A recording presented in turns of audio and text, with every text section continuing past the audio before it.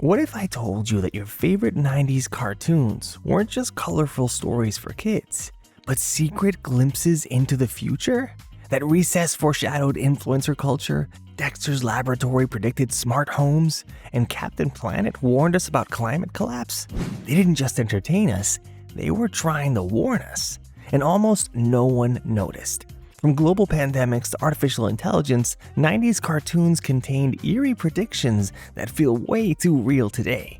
Whether it was intentional or just uncanny foresight, you're about to see how childhood nostalgia hits very different when you realize just how accurate they were. So strap in, because once you watch this, you'll never look at 90s cartoons the same way again. Oh yeah, and by the way, if you grew up on these shows and this video blows your mind, make sure to smash that like button and leave me a super thanks. All that support truly helps me digging up these crazy stories behind our favorite childhood shows. I'll also leave the links in the comments to your favorite TV shows mentioned in this video. Alright, let's start with something that might be sitting in your house right now. Before Elon Musk was warning us about rogue AI, a tiny cartoon genius with a lab coat and a weird accent was already trying to take over the future. Good evening, computer. Put me online to this evening's agenda. First, there's studying for your French examination tomorrow. Dexter's Laboratory first premiered on Cartoon Network in 1996, and it was actually the first original animated series produced by the network. Created by Genndy Tartakovsky, who would later go on to create Samurai Jack and Star Wars Clone Wars, Dexter's Lab combined sci-fi nerdiness, slapstick chaos, and surprisingly deep commentary about the dangers of unchecked technology. The show follows Dexter, a boy genius who secretly built a high-tech lab hidden behind his bookshelf. He's constantly inventing futuristic gadgets, fighting off his annoying sister Dee Dee, and accidentally breaking the laws of science, space, and time. But here's the wild part. Some of the futuristic stuff in the show? Yeah, it's not futuristic anymore. In several episodes, Dexter has a full-on smart house. He controls his lights, breakfast machine, TV, and lab systems just by talking to them. One episode even features an Alexa-style AI assistant that talks back to him and manages his entire day. We now have Amazon Echo, Google Home, Siri, smart thermostats, smart fridges, even smart beds. What Dexter had in 1996 is literally sitting in our kitchens right now. And it gets creepier. In the episode Don't Be a Baby, Dexter is locked out of his own lab after trying to override his computer system. The AI takes full control, and Dexter can't even access his own inventions. Sound familiar? Cybersecurity experts today warn about smartphone home devices being vulnerable to hacking and even used against the people who own them. One study found that nearly 1 in 3 smart home devices could be remotely accessed or exploited. So basically, we're all just one glitch away from living in Dexter's lab, minus the cool laser guns. Fun fact, the voice of Dexter was actually played by a woman, Christine Cavanaugh, who also voiced Chucky from Rugrats, Oblina from Ah Real Monsters, and Babe the Pig. She created Dexter's now iconic European accent from scratch, and it became one of the most quoted voices of 90s cartoons.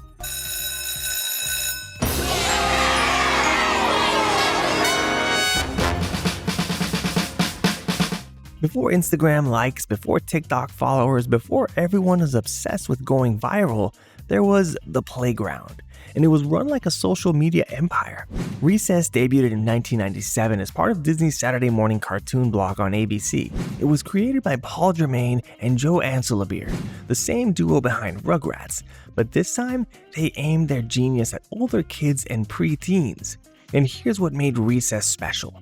Instead of fantasy worlds or superpowers, Recess took place entirely at an elementary school and turned the playground into a fully functioning society. We're talking about a political system, social hierarchies, underground markets, and even a kid monarchy with King Bob ruling over the blacktop. Now, where have we seen that before? Think about it. Recess predicted the way that we treat social status, peer validation, and clout chasing in today's online world. Only instead of influencers and trends, you had Randall the Snitch, Ashley's Fashion Club, and Mikey writing underground poetry. There's one episode called The New Kid, where a new student instantly becomes popular, not because of his personality, but because the rumor mill builds a mystique around him. It mirrors how people today go viral for literally nothing. Just a look, a vibe, or a catchy quote. Behold, we have a new kid. From now on, he will be known as the new kid. The new kid and nothing else. Another episode, The Ratings Game, has the students ranked by a number system. It's practically TikTok's algorithm in action. Every kid's value is assigned, and the social climate changes depending on what the ratings say. It eerily mirrors the Black Mirror-style fear of our own self-worth being tied to likes, views, and followers. And remember Gretchen's PDA device? That thing predicted smartphones before we even had flip phones in our pockets. She carried it everywhere and relied on it for data, instructions, and even emotional support. Did you know the voices of TJ and Vince were both child actors at the time? Ross Malinger, who played Tom Hanks' son in Sleepless in Seattle, and Ricky Deshawn Collins, who went on to voice Tucker Foley in Danny Phantom. And get this, the Recess cast actually had a crossover in the Lilo and Stitch universe in the show Lilo and Stitch, the series. That's right, the Recess kids are canonically part of the Disney animated universe. Wind, water, heart, go planet! By your powers combined, I am Captain Planet! Before climate change was a daily headline, before billionaires started racing to space while the Earth burned, there was one cartoon that tried to warn us, and it came with a mullet. Captain Planet and the Planeteers first aired in 1990, and it was way ahead of its time. Created by media mogul Ted Turner, the show wasn't just about action or entertainment, it had a mission. A literal save-the-world mission. The series followed 5 teens from around the globe, each given magical rings tied to elements: earth, fire, wind, water, and heart. When they combined their powers, they summoned Captain Planet, a blue-skinned, green-mulleted eco-superhero who battled pollution, corporate greed, and environmental destruction. And this wasn't subtle stuff. They tackled toxic waste, deforestation, oil spills, global warming, and even climate refugees, all in a kid's cartoon. When it premiered, critics weren't sure kids would connect with something so political. But the show exploded in popularity, airing for 6 seasons and later continuing as The New Adventures of Captain Planet in 1993.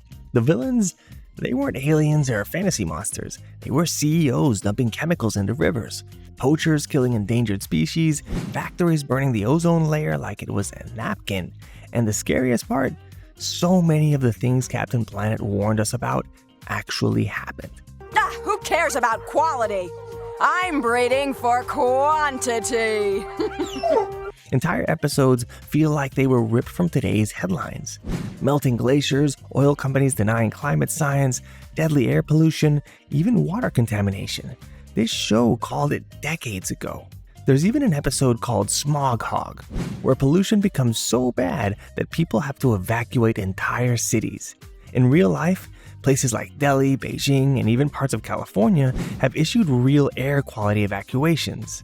Another episode, Population Bomb, explores food shortages and overpopulation.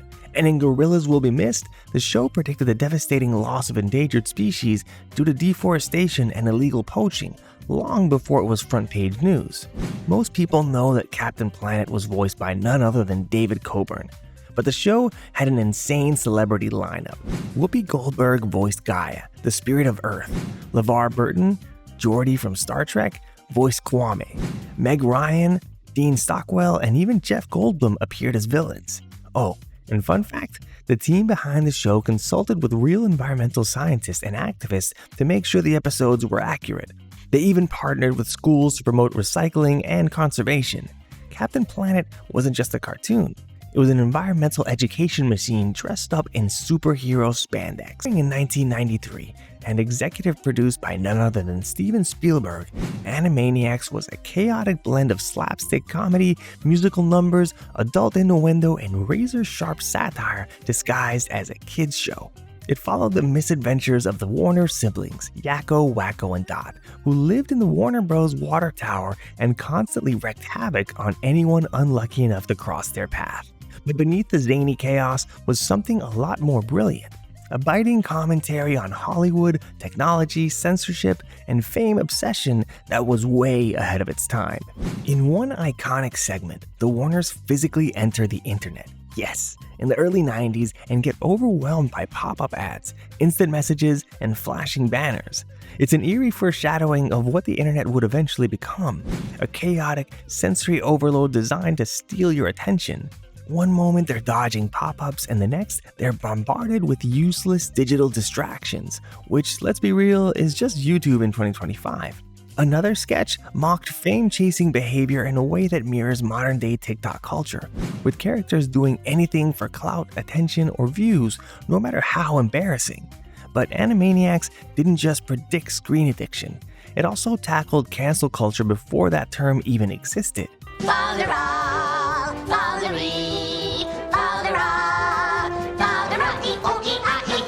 The show constantly danced the line between edgy and inappropriate, but always managed to get away with it under the radar. One of the most legendary recurring jokes came when a character would say something vaguely risque or suggestive, and Yakko would turn to the camera, smirk, and say, "Good night, everybody." It was a way to acknowledge the adult joke without actually crossing the line, and today, that kind of joke would probably spark a full-blown Twitter debate. In fact, many of those punchlines likely wouldn't make it into a modern cartoon at all. The original Animaniacs was filled with fourth wall breaks, Hollywood jabs, and commentary about the entertainment industry's obsession with itself. And what's wild is that all of this came from a show aimed at kids. That's the genius of Animaniacs. It was layered, subversive, and fully aware of where pop culture was headed. The reboot that premiered in 2020 even leaned into this further, calling out the things like reboots themselves, influencer culture, and censorship in media. But the original planted the seeds decades ago. It didn't just make fun of the media, it showed us how dangerous it could become. Animaniacs predicted that we'd be addicted to screens, constantly chasing viral moments, and terrified of saying the wrong thing. And here we are, living that reality, one pop-up ad at a time.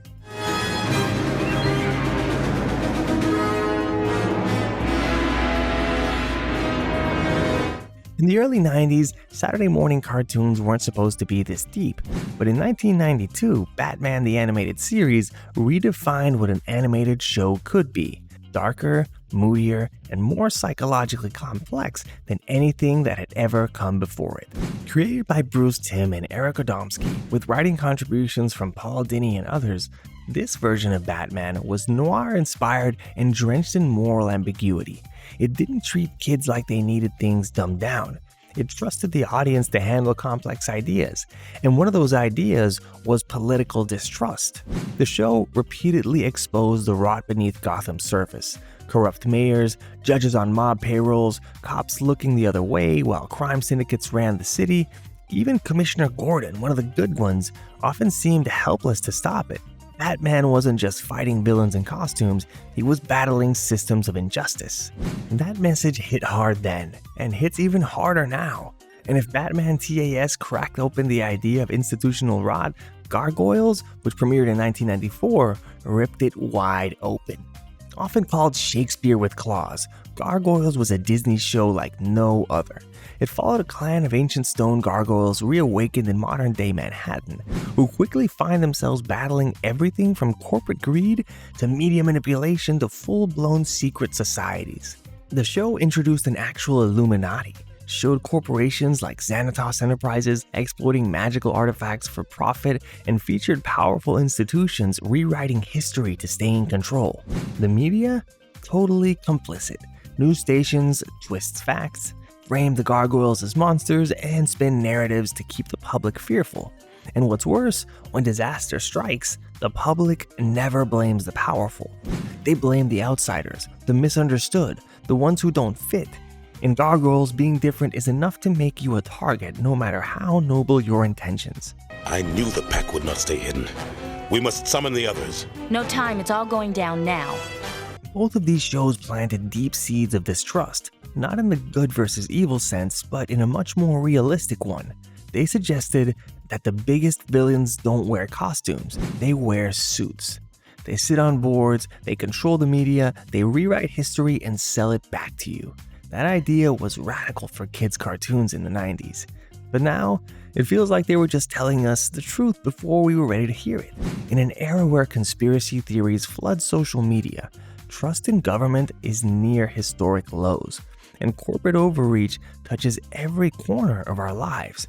Shows like Batman, the animated series, and Gargoyles don't just feel relevant, they feel prophetic. They didn't invent the paranoia. They just gave us the vocabulary for it. So what does this all mean? Were these writers just incredibly imaginative, or were they warning us? Maybe they saw the signs. Maybe they looked around at what society was becoming and did what artists do best, reflected through fiction. Or maybe, just maybe, cartoons are way smarter than we give them credit for. You can cringe at Angelica and giggle at Yakko's jokes, but if you really look closely, these shows were holding up a mirror to our future. And now, that future is here. So next time someone says cartoons are just for kids, send them this video, because now you know the truth. 90s cartoons didn't just entertain us, they predicted the world we're living in.